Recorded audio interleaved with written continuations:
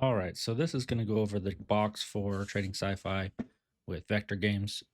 If you haven't seen the boot camp yet, you'll know what I'm talking about once you've gone through it. But normally you just use a regular box, just grabbing one from here, and then you divide it up into your thirds. But I just wanted to kind of make it a little bit more efficient, so I grabbed the GAN box, which is this right here. You'll grab that, and it'll pop up like this.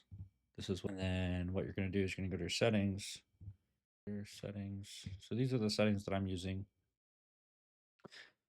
You're going to set the 1, this .666, .333, so this would be thirds, right, and 0. And then you can turn on or off labels if you want. So yeah, however you like it. You could have it just lines.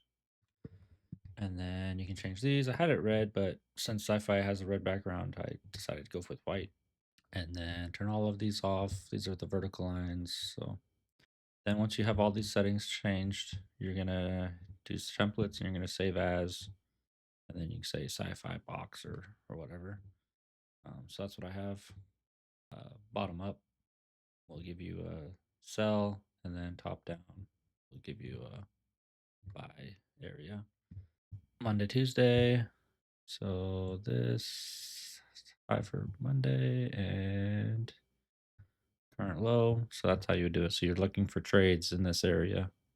So now you're looking for sells up here if you're coming on downtrend or whatnot.